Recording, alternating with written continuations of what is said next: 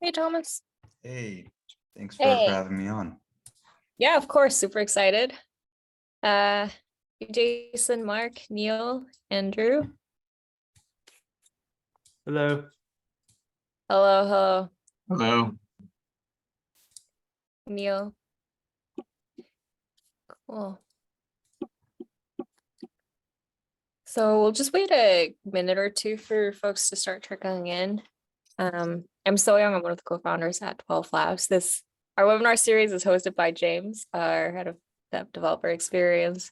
James is just coming back from an event, so he'll be on in a minute. Cool. Cool. Where's everyone calling from? San Francisco. Nice, nice. Hey, Chris. I'm calling from Italy.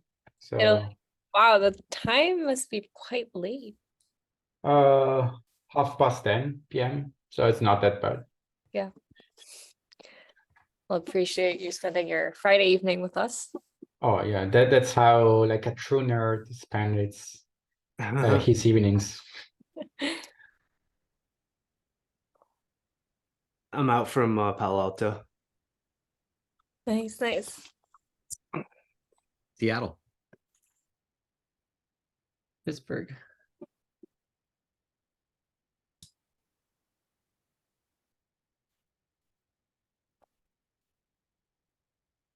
I'm in Los Angeles.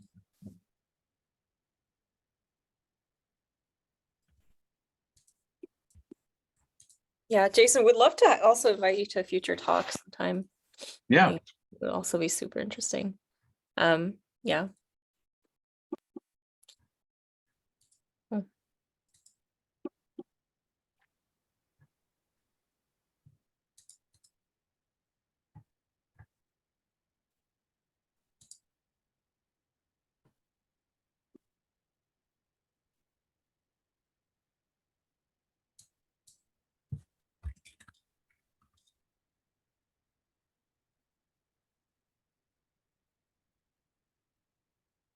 If anyone's in the Bay Area, we have a hackathon next weekend at Shack 15. It's a multimodal AI hackathon with 11 labs that we're doing jointly with 11 labs. Really cool if you're interested. Let me drop the link. Is there a theme to it?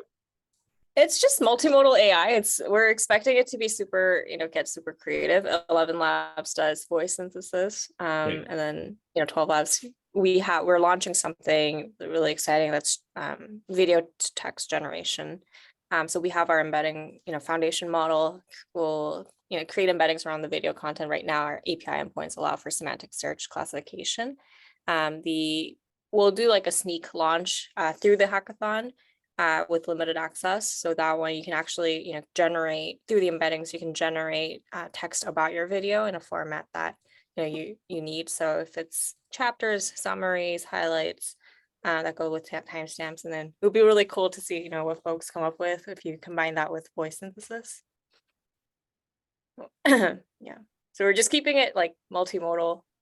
It'll be fun. I think we have 250 spots on the 14th. I think we're almost halfway full, but you can probably still sign up.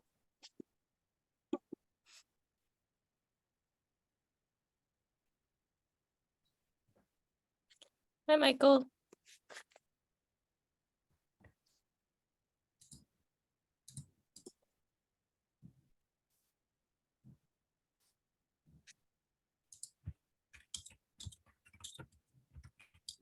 All right, James is here. Everyone, sorry, a couple minutes late.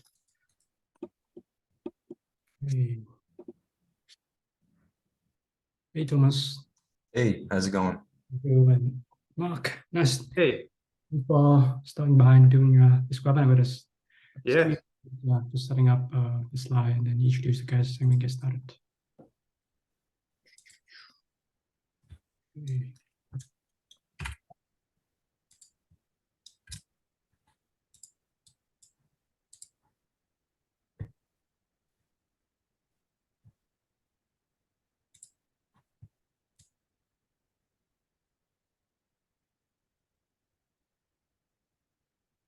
Awesome. Yeah. So everyone, welcome to Multimodal Weekly. It's a webinar series hosted by the team over here at GAI Labs.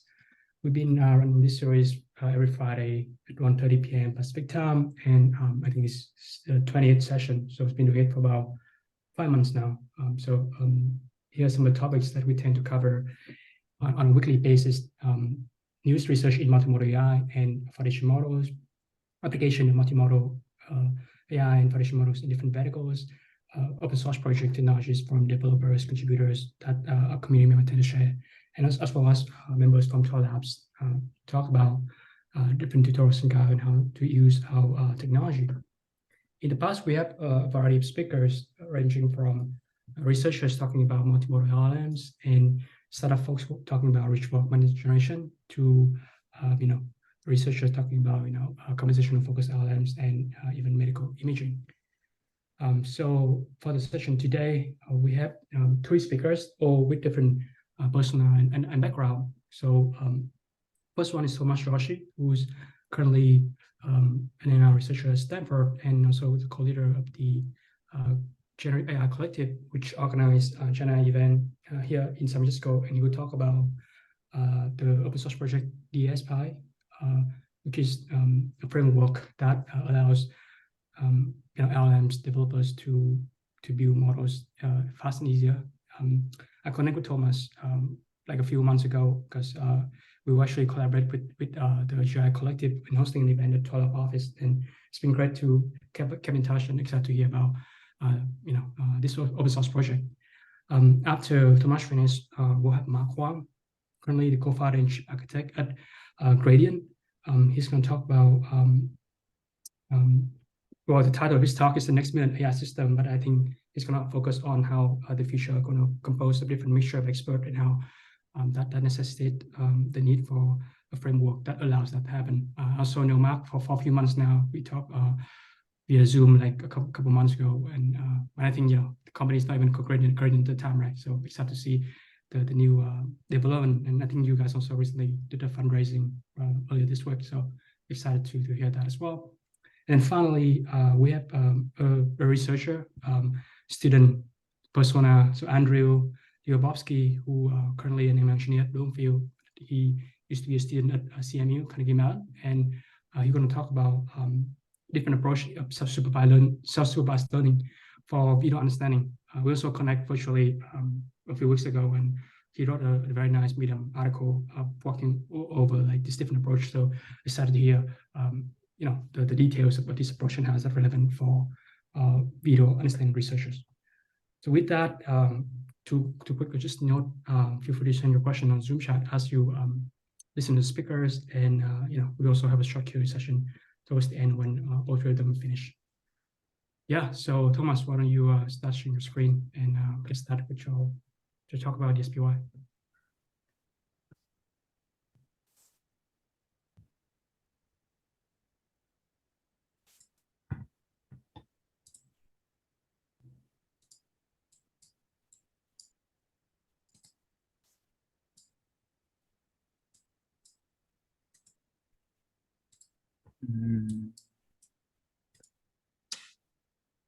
Looks like I'm saying I can't share my screen. Hang on. Can you enable maybe audience member? Is there a setting to enable audience members to share screen?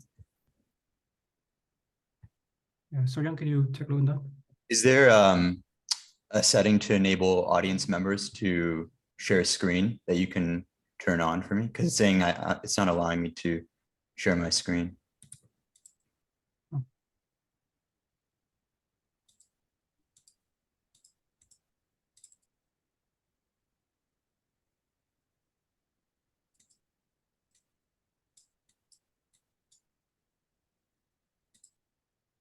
Host disabled participant screen sharing. That's what it says. Yeah, just give us a few seconds. Okay.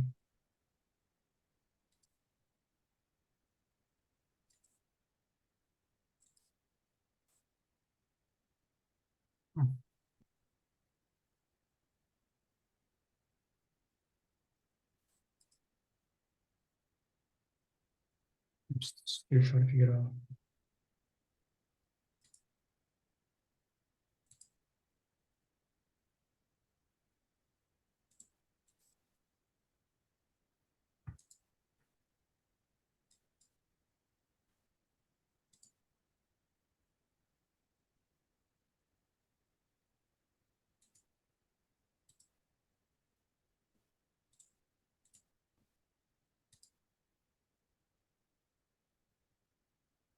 Let me jump in and jump out and see if I can do it.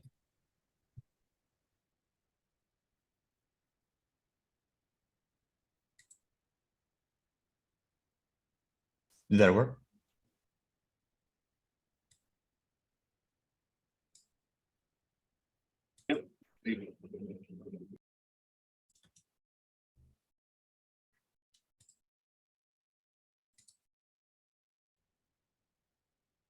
Oh, nice, Dora, you got it. Yeah, I'm seeing your screen now. Hang on once.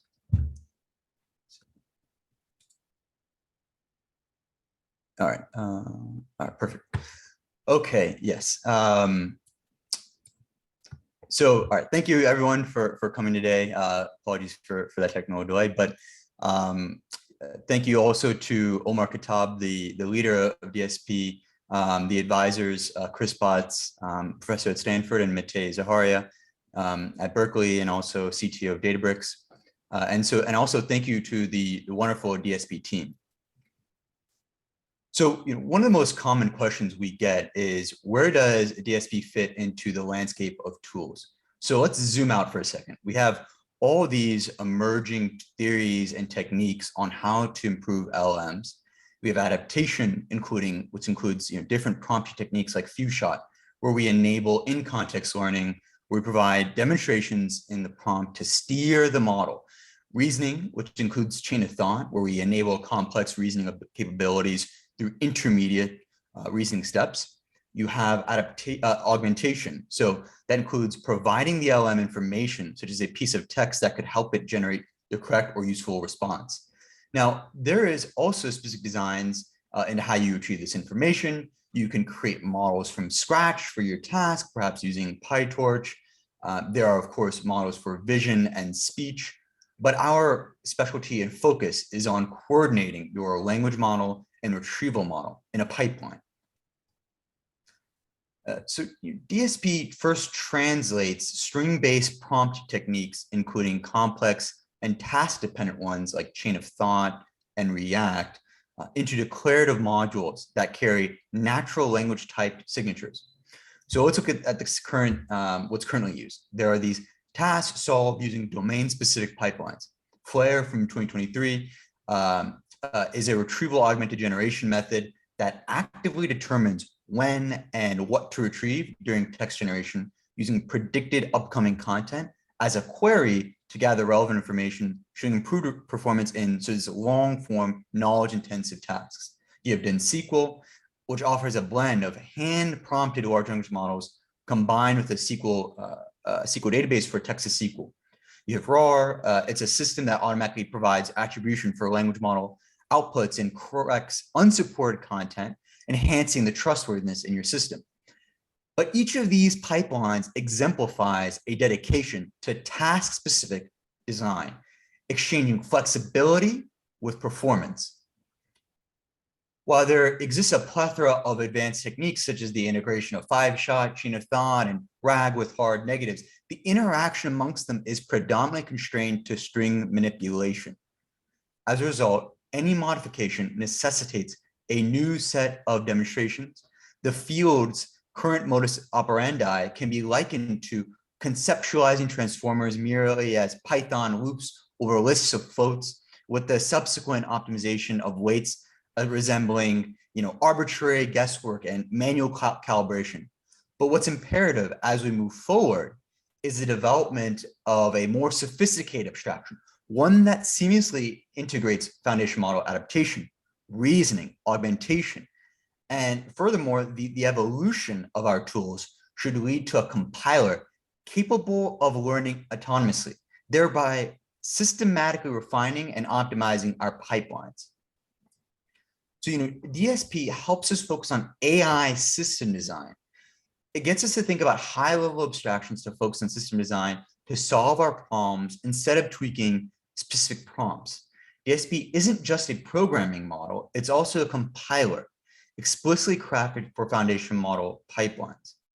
So now, many of you might be familiar with PyTorch, and this is a great example of where DSP fits into the overall ecosystem of LLM tools. So picture PyTorch with a few key distinctions. Instead of working on low-level tensors, DSP operates on high-level textual objects, offering a more abstract and intuitive means of interaction. Where PyTorch emphasizes these neural layers, DSP focuses on orchestrating calls to foundation models. And honestly, instead of merely optimizing parameter weights, DSP optimizes both the creation and selection of the demonstration.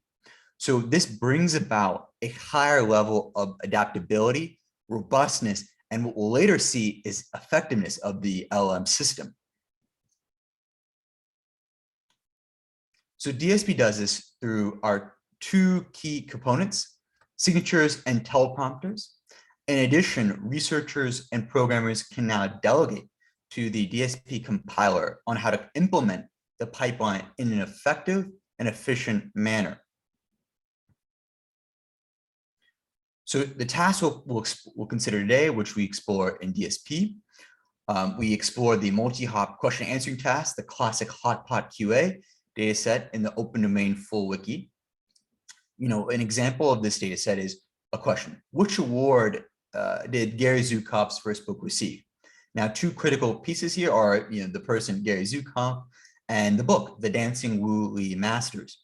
And the answer is the U.S. National Book Award.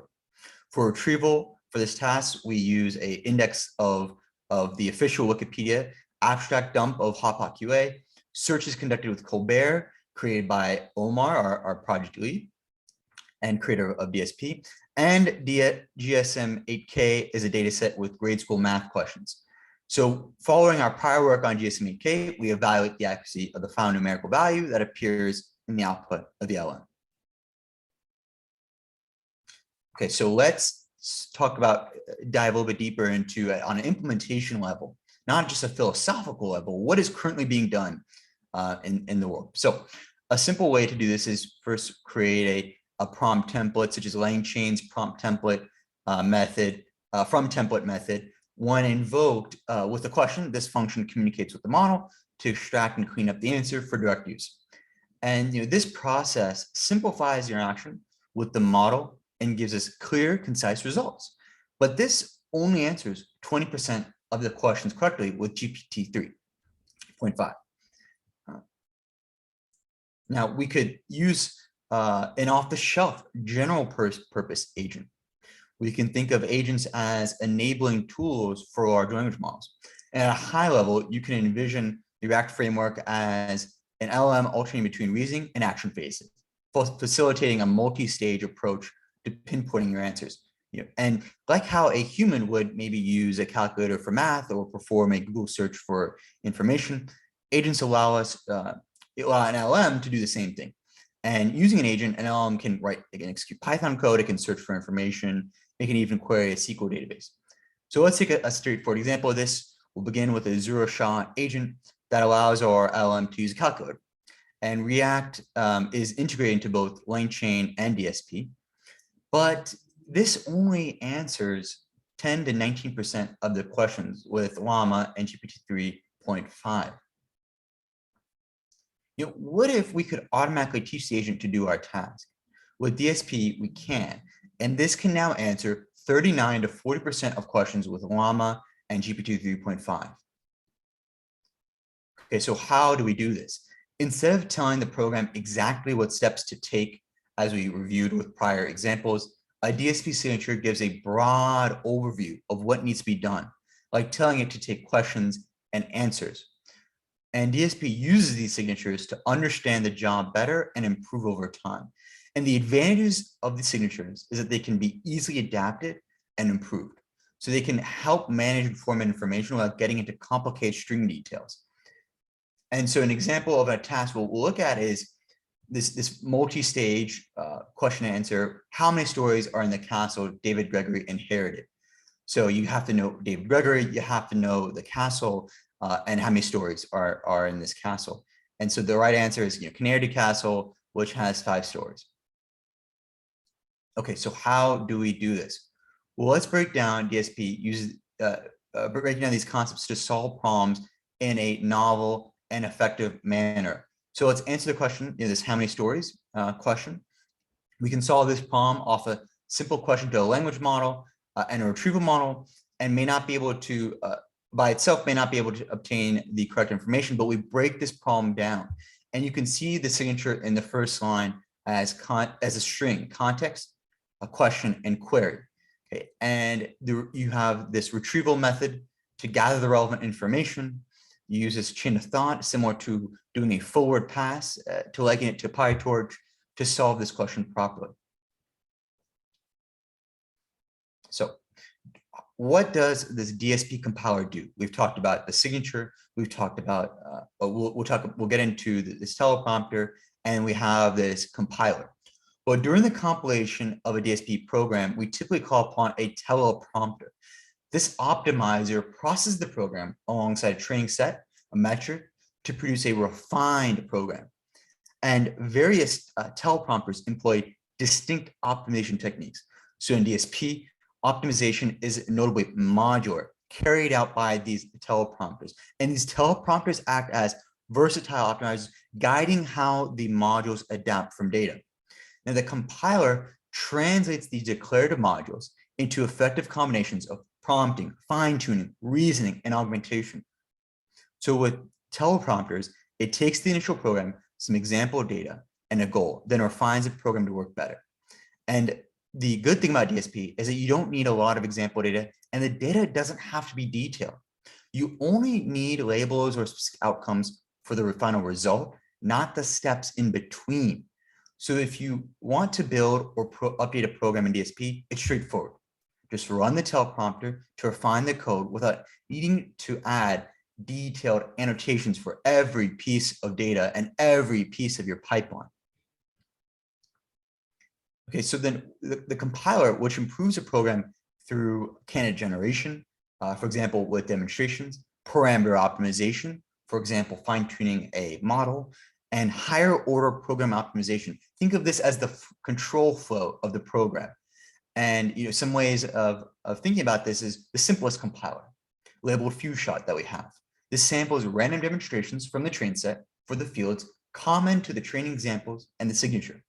Another instance we have is bootstrap few-shot for the teleprompter. It gathers demonstrations from each module, showcasing their input, output actions, and ensures that these demonstrations together produce a valid output that adheres to both the signatures and the metric. Of course, we are going to explore further teleprompters. Okay, so great. We've done this great thing for programmers, creating these simple, flexible abstractions. Abstract, our system design will drastically improve in these LLM pipelines. But who cares? Well, this actually improves performance. And a straightforward multi-hop program consistently outperforms across all models, with Bootstrap continuing to demonstrate its effectiveness.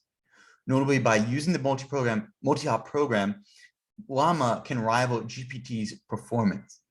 And this is game-changing because implementing such a program can drastically improve inference costs compared to proprietary language models like GPT. And for all those startups out there, this means different gross margins. This means different unit economics. So this is a technical improvement that has business use case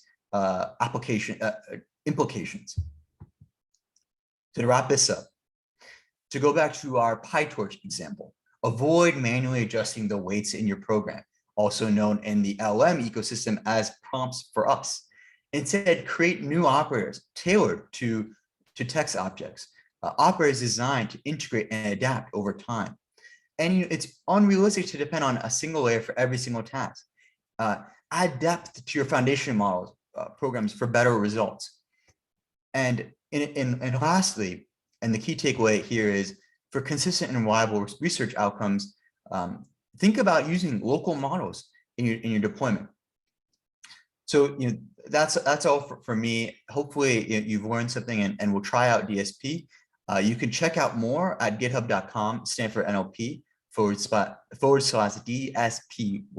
to get started using it. We have an intro notebook that walk you through step by step on how to get started and how to implement this into your research and how to implement this into your engineering deployments. Happy to take any questions or. All right, thanks so much. Really appreciate your very detailed walkthrough and clear examples of how the framework works.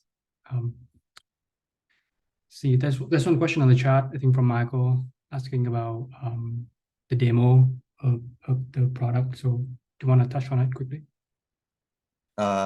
Maybe you can read. I can't see the chat window. Maybe.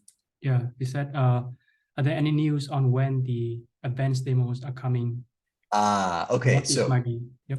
Yeah. Okay. So I guess we have a follower of the program, because yes, we've been kind of heads down, focusing on building the sort of modular components, the signature, the teleprompter, the compiler, and so now that we've kind of released these new concepts, getting people acclimated and spreading the word, what our next phase is implementing in applications. So think, for a startup who's looking to, they can't really afford to have constant calls to one of these large language model providers.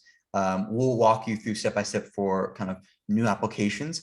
Now, remains to be seen on when exactly we'll kind of get this out to the community, but we're working diligently to get this out, and also right now we're kind of spreading the word about the library. Yeah, I hope that answers your question.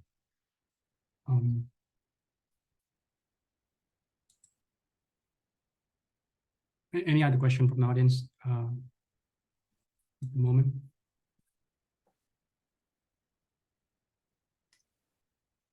Maybe like one for myself. Actually, Neil, I think I saw you unmute, so you can ask first. I'm on mute? No, Neil, I think you muted. I couldn't hear you. Still no. No worries. Okay, you got it. Yeah. He says. Yeah. Go ahead. And I'm always happy to take questions on Twitter.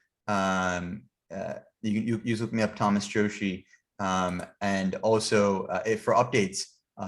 Very helpful to follow our lead on the project, Late Interaction, Stanford, who's Omar Khattab, who's a Stanford PhD. His username is Late Interaction on Twitter.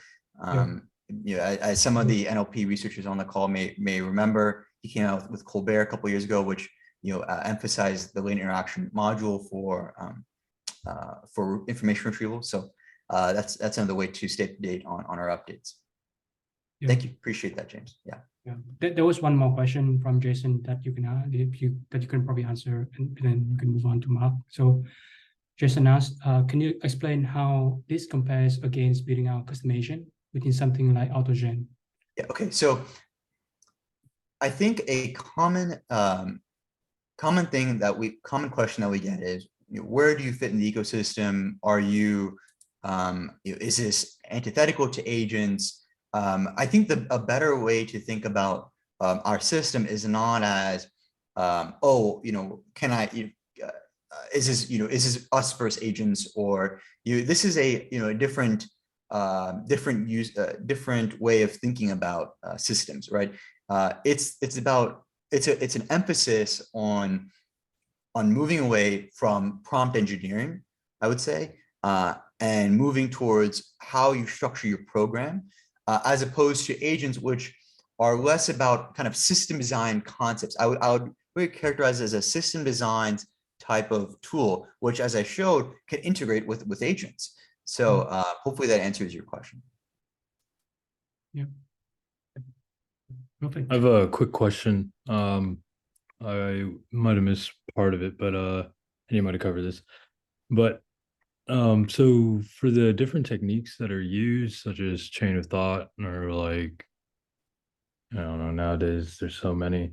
Do you have like a roadmap of which of these techniques you actually are like planning on implementing or working on implementing? Because you can go through some of the papers and they look promising, and then you find out that it's all cherry pick stuff, or the benchmarks were not actually that robust. Like people are still doing continual learning algorithms on permuted MNIST, even though there's issues with that data set, just for a concrete example.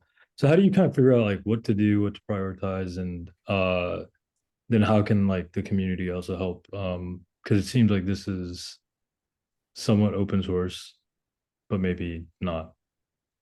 Sure. So I the way we kind of figure out, what should be built next is ultimately about what we think is most helpful for two things. One is speed of getting people ramped up, and then two, once you're maybe an NLP researcher, you're building complex, complex pipelines.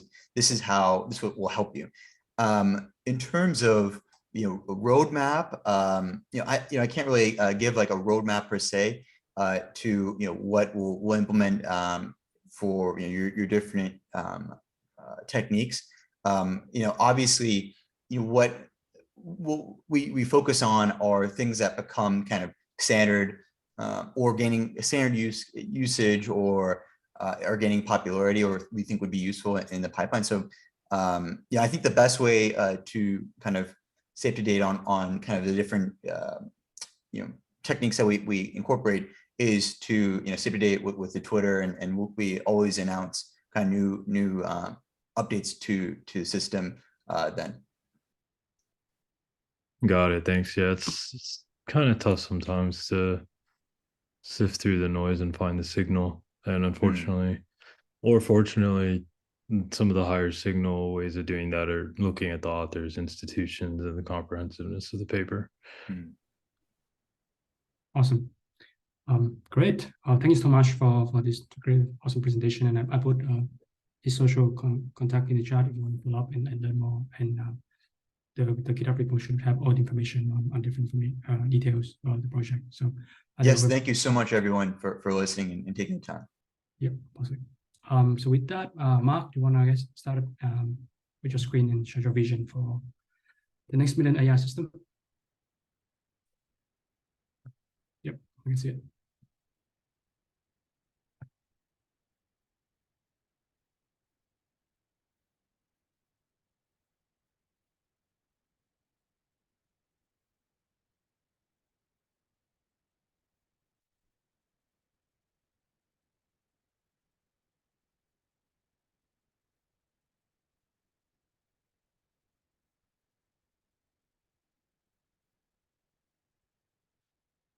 Mark, I think for some reason I couldn't hear you.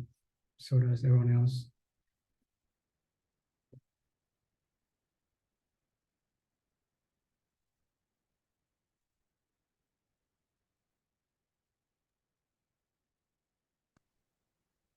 Can you hear me now? Yep, no, great. Okay, cool. My microphone wasn't working. Sorry. Yeah, cool. So I'm just gonna sort of introduce a little bit of our vision at our company. Our company is Gradient AI, and we're a LLM developer platform. So mostly what that means is we offer endpoints for model fine-tuning, as well as embeddings fine-tuning and serving too. So you can kind of see kind of an approach of like a composable platform. And what we're looking to do is actually move past like, just solely foundational models, sort of similar to Thomas's talk. I found it really interesting because just more of a framework level thinking of developing systems in themselves and really delivering value that way. Maybe I'll go into kind of the high level. I think all of us sort of know there's been, kind of an exponential explosion in the number of foundational models out there. I mean, even this week, we had new models coming out last week. Mistral released their models. It was a pretty epic model drop there. But it kind of seems like we're at the precipice of really an inflection curve on that. And it's really defining the way we think about human-computer interaction. So, if we really think about a data point, we have cellular connections. And I just took this statistic off of the GSM main intelligence data. There are 11.9 billion cellular connections, and there's 8.1 billion people in the world. So I actually think there are going to be more models, and you can fight me on what the definition of a model is, but I do think there's going to be, more variations of models powering user-facing products, and then there will be people on this planet. So, is it going to happen in the next 10 years, 5 years? Who knows? But the cell phone and mobile was kind of an experience that transformed human-computer interaction that way. Now, as a company, we work with a lot of enterprises, and amongst our clients, a lot of people have kind of a monolithic single model approach in the way they think about development for models. So this is just taken from the Big Bench paper. It's about 2 years old now, or 1.5 years old. Everybody is sort of really familiar with this curve, right? You scale the model past 100 billion parameters, and effectively you get breakthroughness in the model's capabilities. This nonlinear shift is what everybody's trying to get after. And that is the whole concept of the emergence. Now, I think what has sort of occurred recently is the fact that these behaviors are actually a lot more linear than you think they are. Like, that's what they were arguing in the very same paper. So on the left side, it's just a figure where, some downstream tasks were actually getting worse as you increase the size of the model. And this was benchmarked against a few different models of holding parameter size as the x-axis, where you had certain sparse models as well as dense models all compared against each other. And, the researchers at Berkeley also had an independent study recently comparing the performance of GPT-4 and 3.5 between March and their June updates. And in particular, I think this is the most drastic drop on one of the downstream tasks that's a math-based reasoning task, where you get about a 90% decrease in performance there. It kind of goes and has the narrative showing that there's no free lunch when it comes to specifically having a generalist model outperforming a specialized domain-specific model in every single downstream task. So a really great example of how we should think about things is actually both the quality that you can get from monolithic model development, which I argue is going to be harder and harder as small startups like ourselves we work in, or some of the startups that we work with.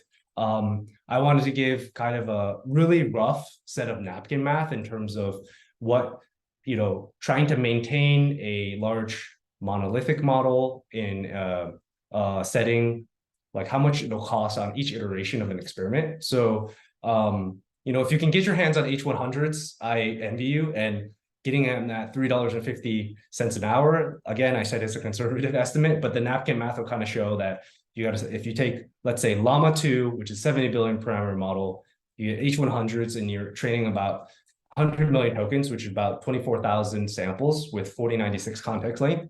It's about $3,500 per experiment. I have a little bit sort of order of magnitudes of what the parameters and the optimizer states will be in memory, but cost is kind of the main thing that you get out of it. So you're gonna be spending $3,500 per experiment, and that's if you get everything right. And usually I never get everything right the first shot. So it's just the iterative development and the quadratic costs adding up. So what you actually kind of get is a curve like this, where you get rapidly increasing costs and diminishing marginal returns on like trying to maintain one generalist model to perform on all the downstream tasks. I think there should probably be more of a paradigm shift in going backwards from the tasks that you actually care about. I know some people might argue that the point of agents is to just have them autonomously work. But I argue even within the agent framework, having these specialized experts is what will be the new paradigm. So I think most people are aware of the textbooks is all you need paper, but this is just taken from their first paper with Phi 1, where the original model, base model that they created was able to perform really well, but then exceeded the performance of GPT-3.5 on human eval after fine-tuning it. So they achieved the performance of presumably a model that was 2 orders of magnitude larger. So it's just a really great example of how you want to sort of hone in on the tasks that you care about, and really good playbook for getting high quality data, figuring out a specialist model, and then going out from there. So on 2 sides, we kind of have large generalist models that are monolithic. They are huge in terms of parameter count. And then on the other side, you have small specialist models that do extremely well on a few of the specific tasks that you really care about. Now, how do you really bridge that gap between the two? I think the main aspect about that is when at query time, when you actually are going through the activated connections of the really large neural networks, a lot of the neural pathways are pretty sparse. So that in a sense kind of argues that you actually want a bunch of interconnected experts to be able to work in that system. So this is sort of alluding to the fact that a mixture of experts model is pretty well suited for a systems level paradigm shift in terms of thinking about AI systems themselves. So what does that actually mean? I'm going to encapsulate that more in terms of like, what would you view as enterprise data and what you think you can leverage if you're a company who wants to build, an actual set of AI systems. If you really look at the enterprise data corpus and look at the data lake, there's kind of natural separations between departments, between stakeholders and interconnected networks there. And I don't think anyone thinks about employees at a company as generalist knowledge workers. We mostly think about folks as subject matter experts, right? People that are extremely specialized and good underneath the department or whatever they do, sort of not wanting to be a jack of all trades and a master of none. You want to be a master of something. So this is sort of beginning in telling us that what we actually kind of want is a set of interconnected experts so that we can leverage the collective domain knowledge that actually exists in an enterprise on the best part of your data.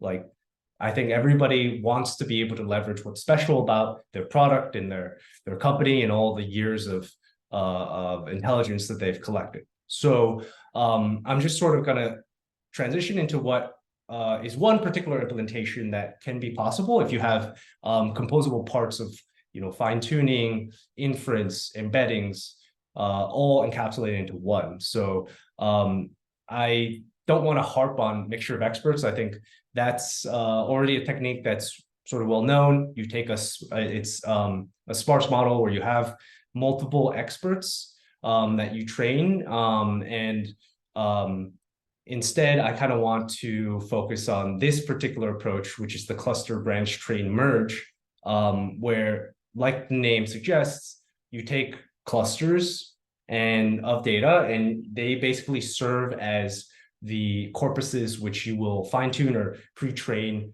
further some seed models. So you take a base model as a seed, and you make a copy of it, and you fine-tune each of them. So just very basic fine-tuning and expertise on these models in an embarrassingly parallel fashion. And then what you do at the end is you compose the predictions from each of the experts, and you have an ensemble where you merge the experts together into one inference call.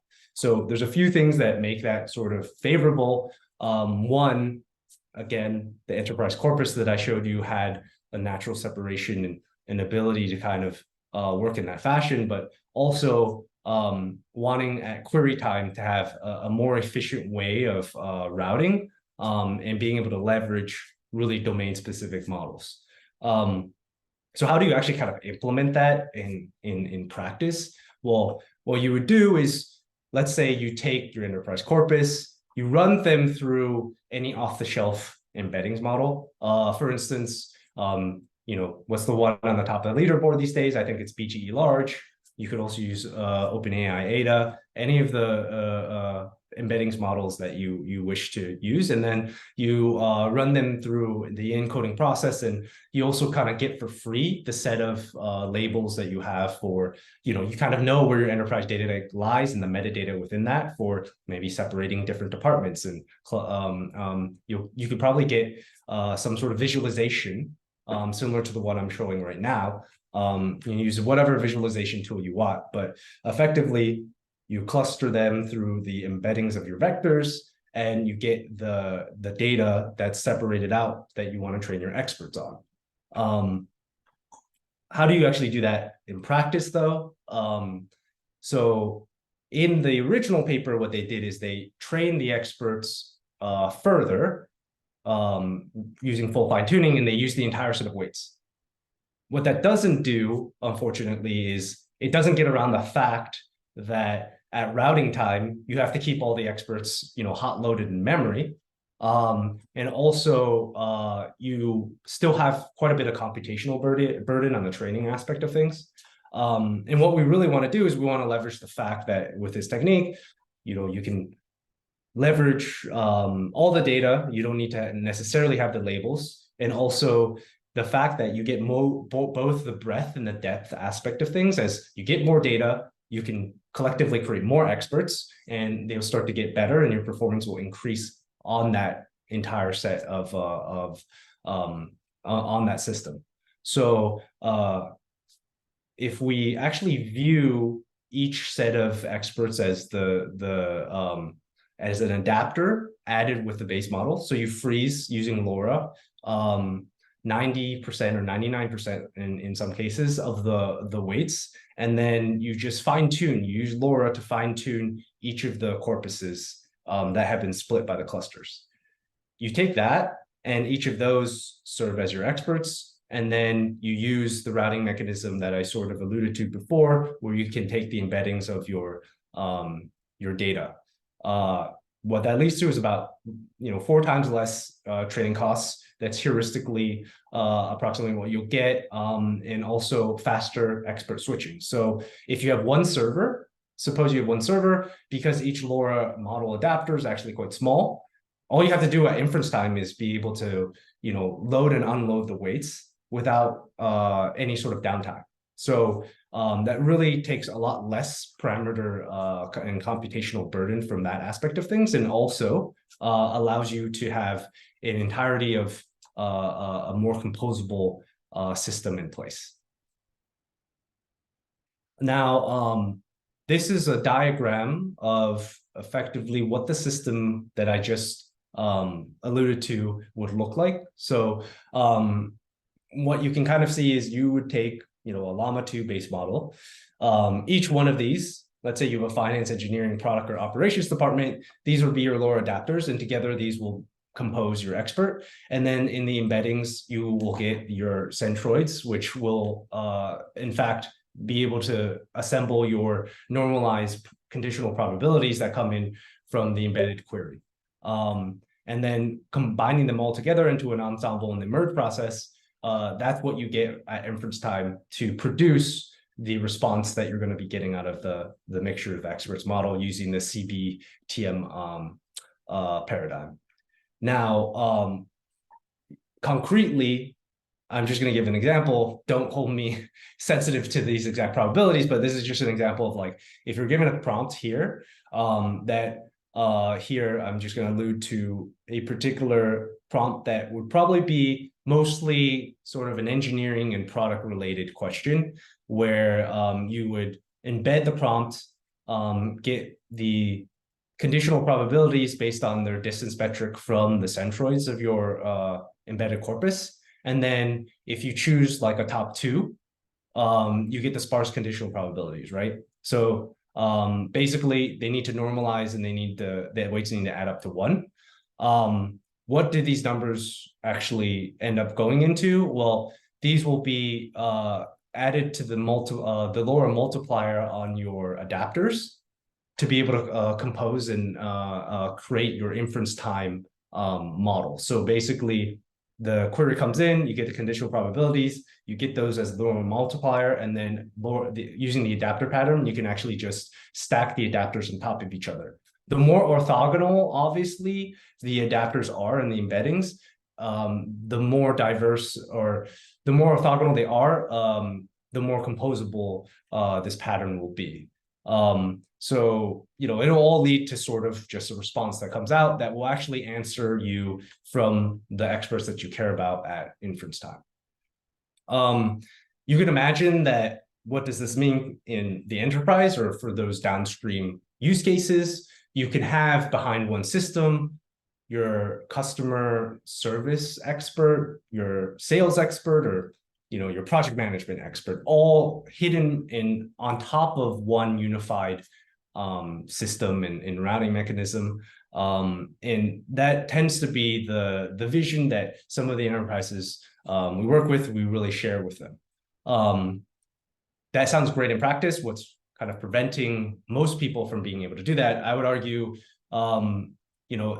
the future of AI is, millions of models hidden behind one system, but in practicality, you have complex infrastructure that usually bogs you down. The development process in terms of engineering hours is pretty arduous, and it just costs a lot of money. That's to serve these models and host them, and that's kind of the entire reason the company that I started exists. What we want to do is we want to reduce those barriers to entries. So we just provide really easy hosted endpoints for people to actually implement a pattern such as this. This is just one of many patterns that I believe that can be done. There are other mixture of expert patterns and system-like patterns like DSP that you could actually implement on top of being able to have a composable LLM development platform. So that's really what my company's about, and I wanted to share a specific use case and implementation that is possible that way. I'd love to have everybody try out a product, but also glad to take any questions with respect to the implementation that I just talked about. So thanks a lot, Mark. Let's see. Maybe since we have limited time left, let's take one, and then if there's any other question from Mark, you can ask that on the chat. Let's take the most recent question from Neil. He asked, what impact do you think multimodal models will have on the ability to use the mixture of expert patterns? If anything, I'm actually more excited being able to do that, right? If you think about what's special about multimodal models, as well as all the sparse network stuff, like the composability of all that, I think is actually gonna kind of make much more interesting paradigms out of that. And for the most part, most of the mixture of experts work that I've seen is usually like single modality stuff, right? So I don't actually think sort of the argument of in-context learning versus fine-tuning, it kind of lies at a continuum. So combining both approaches, I think, would actually be fairly interesting. Yeah, awesome. Great. There was also like a thread on the chat between Michael and Pranay about specific technical implementation of this mixture of experts. So we can review that and answer them asynchronously, like we read. In the meantime, yeah, Andrew, do you want to start sharing your screen and start your presentation? And we might probably have to go over time a little bit, but hopefully people can stay a bit longer. I think Andrew, some trouble with your audio as well.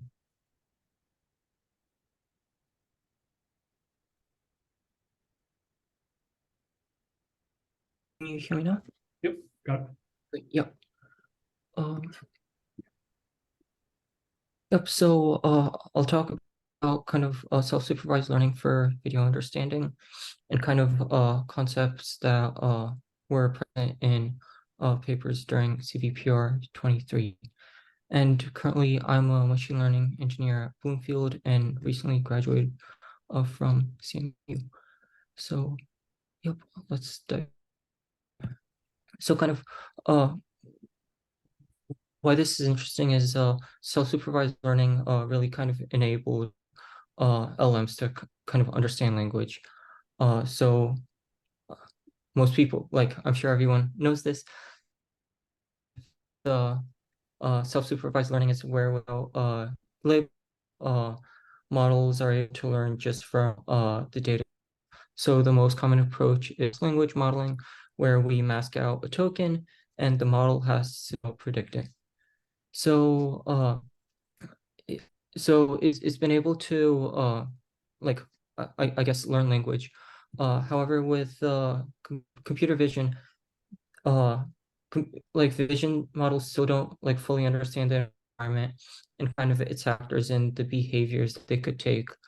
And with humans, it seems that a lot of the learnings that we like humans get is just by exploring and through visual observations. Like obviously there's no labels in the environment. So this kind of begs the question of what information or what patterns are there in the environment that we can leverage to kind of learn and understand the environment. And so I looked at just like for review papers, there were a few for video understanding. I didn't see any for self-supervised learning in video understanding. So I decided to write a blog post just looking at CVPR papers and kind of diving into those. So kind of the major questions that like gets addressed is how we can leverage patterns in the data to improve the modeling. So the first part is aligning representations. So if there's kind of consistencies between different frames in a video, we can leverage that either to make the mask consistent or the representations they're consistent. And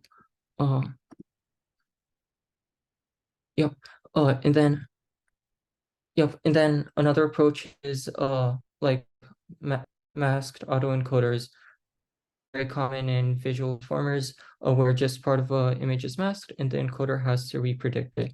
Very similar to what's done in BERT and masked language modeling. Then some approaches, most of these actually use masked autoencoders, but they combine images and videos to be able to largely leverage kind of just the diverse data sets in the image domain to improve for video tasks. And lastly is kind of grounding in text. So there's a lot of representations from text embeddings that can be leveraged for the image modality, and by aligning those representations, vision, the embeddings can be leveraged. Yep. So next, I'll just dive a little deeper in for each and give an example of the work. So aligning representations, one approach used did mask-free video instance segmentation. So just given box labels, they were able to detect the masks on the within the video. Where's the tool? Yep. So they were able to leverage just the masks. So kind of the key concept here was that they found corresponding patches between neighboring frames and enforced that those masks be consistent through a loss. So kind of just specifically given a box maybe around a person, they made sure that the mask is inside the box. They kept it consistent through neighboring frames with this matching correspondence, and they made sure that the mask kind of is consistent and doesn't have holes within the mask itself. And so kind of yeah, the key concept here is this matching between frames where they did 1 to k patching. So a single box in, or a single patch in one frame would be matched to multiple frames where kind of like, for example, if we take this column, it can be mapped to multiple columns here, and the mask should be the same. Yep, and then by also having it mapped to multiple frames, if there's 0 frames detected, that can handle like occluded objects in the next frames. Yep. Yeah, and this kind of leverages the external knowledge that there's consistency in objects in the environment. So next, I group kind of mask autoencoding and image and video modeling, because a lot of the approaches just used so a lot of the approaches for image and video modeling used masked autoencoding. So this kind of answers the question of how images and videos can be embedded into the same space and used by the same models. So one approach was Omni masked autoencoder, where they treat just images as they treat videos as just multiple images where they could be of various length, and an image is then just a video with just a single frame. So for an image, it's 1 frame by width times height by 3 channels for input. And then they send that into an encoder decoder architecture. And since transformers can handle like different size contexts, this doesn't become an issue. Yeah. And so they kind of did multiple explorations about how they can patch or how they can mask the video, and they found that in videos, like the masks there can be a lot more masked out information, and this due to like just a lot of repetitive information between frames. So 95% of masks, or 95% of the video could be masked compared to 75% on images. Yeah, and then in doing so, they were able to make a model that's generalizable to downstream tasks, and that could get used for multiple, although there was a slight decrease in performance. So like it was competitive with other more adapted models. And then another approach treated videos and looked at tubes within a specific video, where images could be treated as tubes of size 1. And so for this, the tubes were encoded and sent into a vision transformer, and including the tubes, they found that the positional embeddings were very important for the performance. So for tubes, they added weight to create an embedding. So for images, they had tubes of size 1 by 16 by 16, and for video tubes, they had like size 8 by 8 by 8.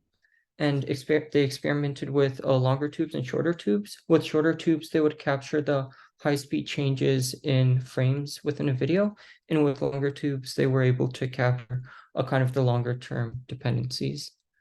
And then to be able to leverage the large-scale vision transformers, they first trained small vision transformers on both image and video data, and this gave them weights for the tubes. And then given those pre-trained weights on the tubes, they used a large pre-trained vision transformer encoder and just fine-tuned it. And this way, yeah, they didn't have to retrain the whole thing, and were able to leverage kind of the already pre-trained model. Yep, and this gave good performance on just downstream tasks. And then kind of the last major category was grounding in text, and kind of the the question that needs to be answered is how can text embeddings be aligned to video representations? So Protege addressed this by creating multiple losses. One was the video loss, which was very similar just to kind of the way Clip trains their models, making sure that that within a single video, text embedding is similar to the embedding for a video clip. And then they did the same thing, but instead of just doing it within a single video, they did it for multiple different videos to make sure that text embeddings were different from or were aligned with the clip from the single video and didn't overlap with the and didn't show similarity with unrelated context from other videos. And then I think the last, which was most unique, loss for kind of predicting the ground truth location. So the localizations.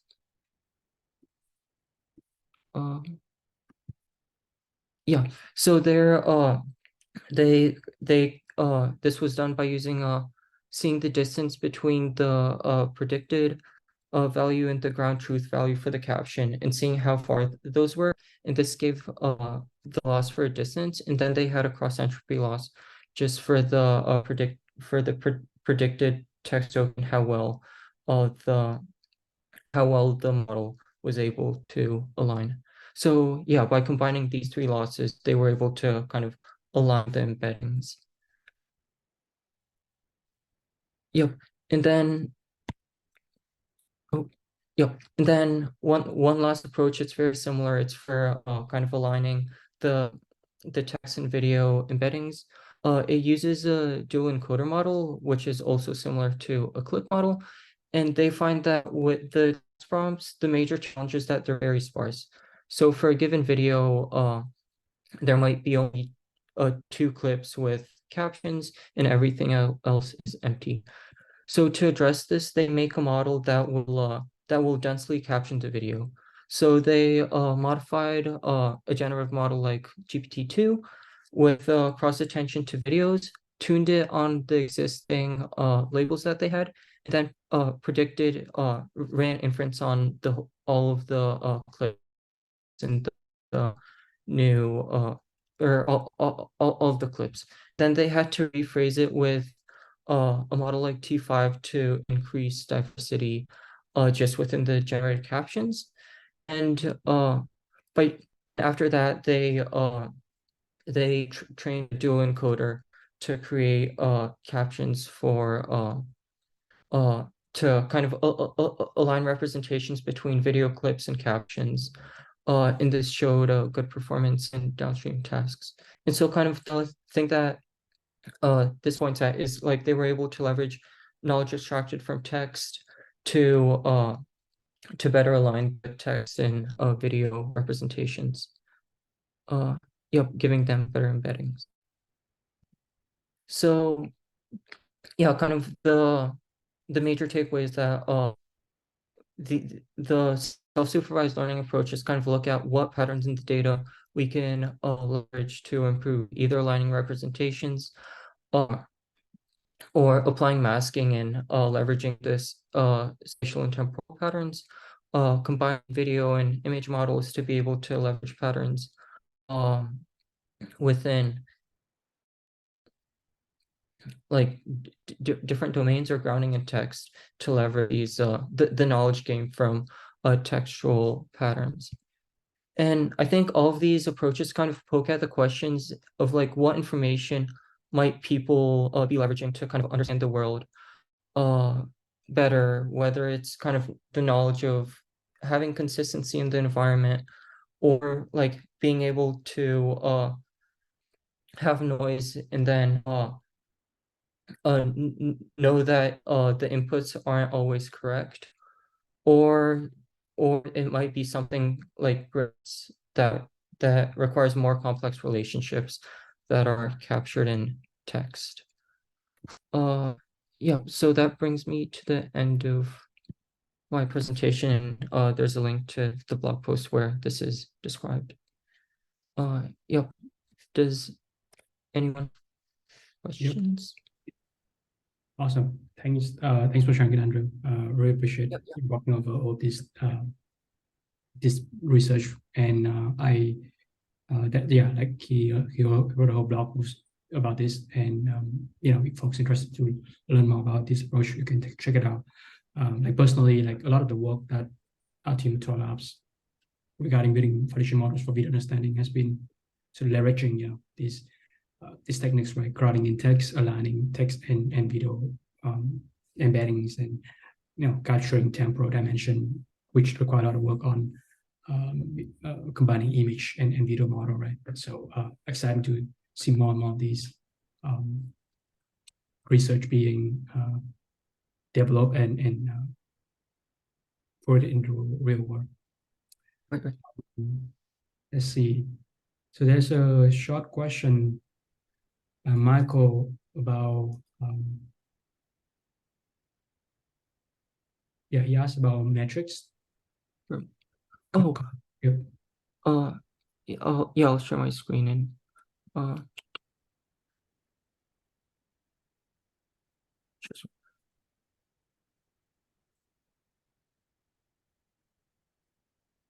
yes, so I think this refers to this slide of like why the Manhattan loss was used instead of sorry, I need to pull up the chat. Yeah, so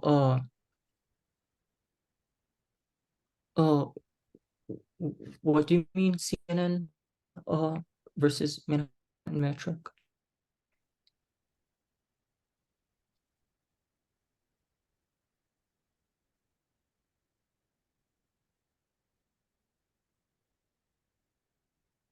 Is that a Yeah, so I wasn't sure like what Michael meant by CNN metric. I think they must have explored different tricks for kind of measuring the distance between the proposal and or the actual yeah.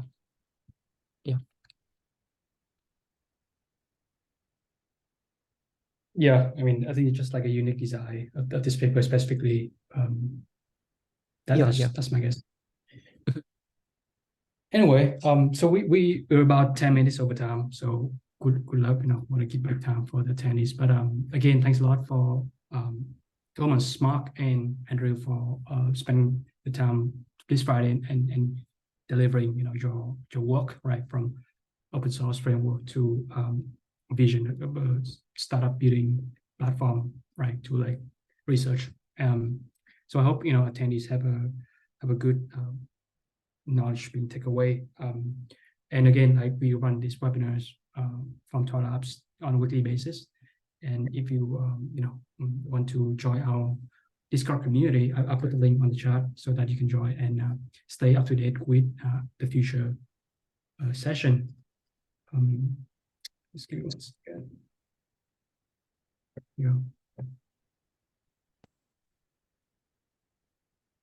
Yeah. Thanks, Michael. Thanks for joining and asking a lot of good questions. Let's put the Discord link here so you can join, and then connect with. We have like 1,000 members in there right now, and we talk multimodal AI all the time. So anything related to it, projects, research, and blog post engineering, best practices, startup, etc. And always, in look for new speakers. Yeah. Thanks, Jason. Thanks, Mark. Thanks, Thomas. Thanks, everyone. And Thank you for joining. Thank you all. Thanks, everyone. Yeah. Thanks. Have a nice weekend. Bye. You guys.